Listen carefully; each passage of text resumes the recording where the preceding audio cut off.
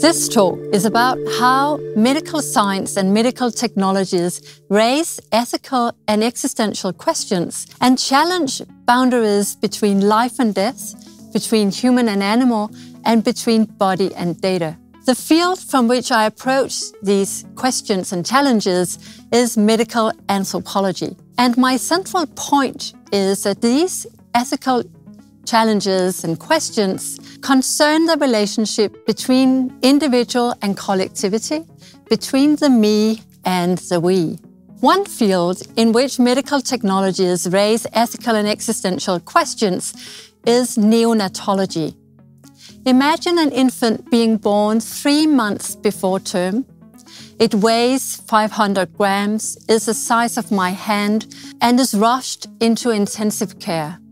It is fully dependent on technologies and on advanced medical expertise to survive. This breathing body of the infant only exists because of a society which considers the infant a valuable life, because of an affluent healthcare system which invests in intensive care and educates and employs highly skilled medical doctors and nurses. And this body exists because of parents who are ready to fight for the child, who want the child despite severe risks of disabilities and even death.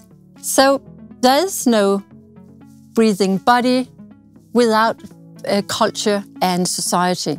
The me only comes into this world through the we of societal institutions. Following care practices and medical decision-making in neonatology, as I have done in my research, illuminates how borders between life and death are not given, but actively shaped by medical science and technology, by societal institutions, and by understandings and conceptions of what is a worthy life. That interrelationship between body and society is at the core of medical anthropology. Medical anthropology interrogates how the human body is related to larger societal issues. The infant at the margins of life, like the infant on this photo, is unmoored, is sort of derailed from the meaning-making being we instantly recognize as human. So how is this fragile body who cannot speak? How is that body turned into a recognizable human being? And how do medical science and technologies shape what it takes to be human? These are some of the urgent questions which I raise in my research. And Sophia here on the photo, she is at the edge of humanity. She is what we may call a liminal life. Liminal means being at the threshold between one space and another. Liminal is the ambiguous zone. And liminal lives expose dominant cultural values, and liminal lives make us reflect upon these values, make us even question them. For example, the liminal life of the preterm infant makes us ask, what does it mean to be human? What is a worthy life? And what are our responsibilities towards these beings? The liminal life of the premature infant and the border zone between life and death in the clinic are connected to other liminal lives and other border zones. Research animals figure prominently as part of investments into saving premature infants. And experiments with animals open new questions about how human life is intertwined with the life and death of animals. In my research, I have followed experiments with piglets. In these experiments, piglets are taken by cesarean section, also preterm, and put in incubators. They, so to speak, take the place of the infants in neonatal intensive care who cannot be experimented on because they are humans. In a Danish setting, piglets are widely consumed as food. They have their main identity as pork. And that also makes them an uncontroversial research animal. So biologically, they're very similar to the human, but morally, we consider them very different from the human. We eat them. They're not like us. Nevertheless, in the daily experimental practices, piglets are taken care of in similar ways to the way infants are being taken care of in the neonatal intensive care unit. And this is to create good data, to create robust data that can travel into the clinic. And it may be that we think species boundaries are set in stone or very clear-cut, but in this setting, infant and piglet are equally dependent on care. And we cannot say that the human infant is more cognitively and morally advanced than the piglet. So borders between species are unsettled and withdrawn. And studying the social practices around premature infants and premature piglets provide urgent insights into what it takes to be human, how we perform the human. The question of what it takes to be human is also urgently present in connection to another liminal life, the genome. The genome is the sum of an individual's DNA, and current investments into genomics actualize the border between person and thing. Should we think of the genome as sort of non-personal data or as part of the person? This question is at the core of many of the ethical concerns of personalized medicine. Personalized medicine is an expanding field of strategies for tailoring diagnosis, treatment, prevention, and research to the individual. And gene technologies are considered key among the different technologies included in the vision of personalizing medicine. Sequencing a human genome, this sum of the person's DNA, and combining this knowledge with clinical data about the person, with information about the person's lifestyle or diet and the environment, that combining information in these ways is at the center of today's visions of personalizing.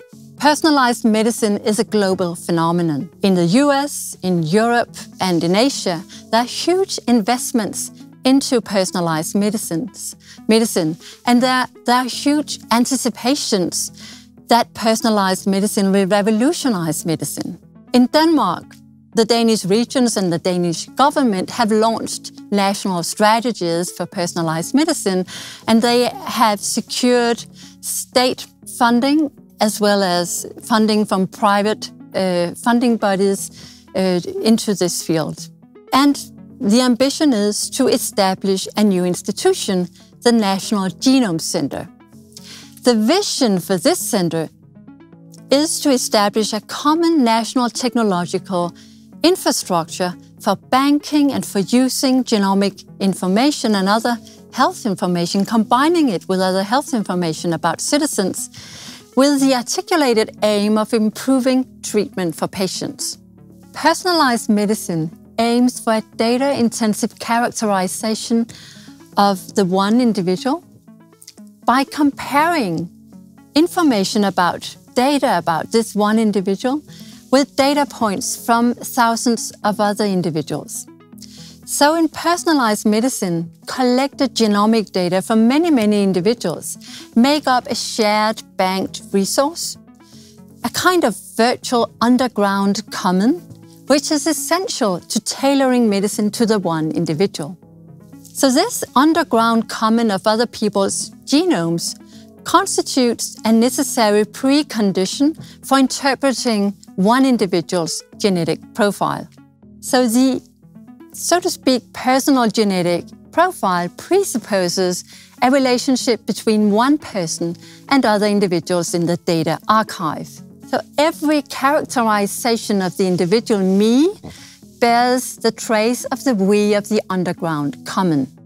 The concept of the underground common helps to direct attention to the interconnectedness of the individual in healthcare and the common resource in the data archive.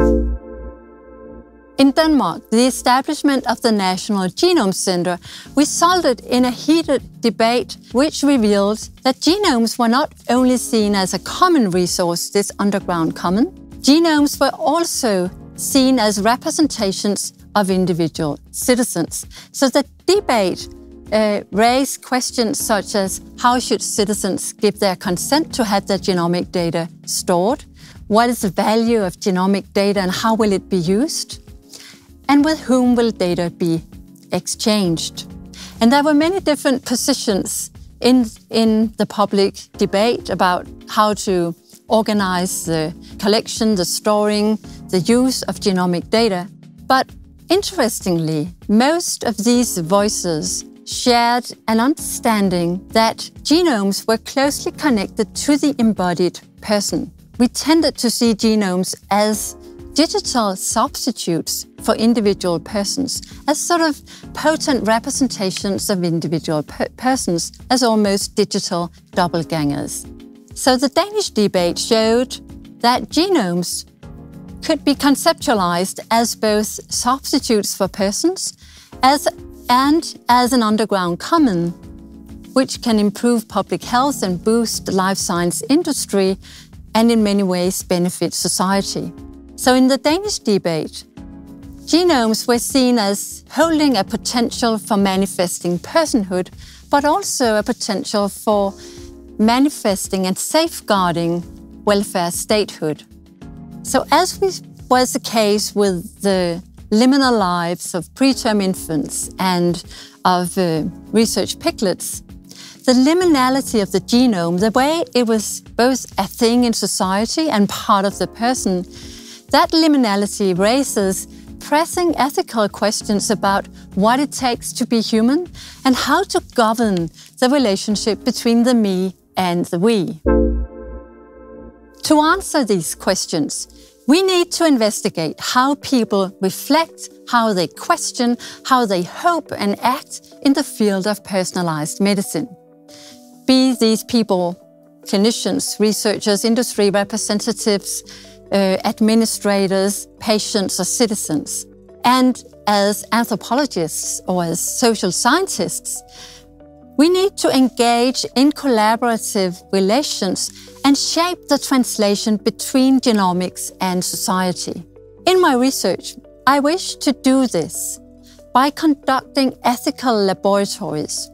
And in these ethical laboratories, my team and I invite the different stakeholders of personalized medicine into a space for discussion and reflection and for working out good ways, robust ways of integrating personalized medicine in the Danish welfare state. The fundamental idea of the ethical laboratory is to ask anew how the me and the we are intertwined with the existential and ethical questions of what is a good life and what does it take to be human. Thank you.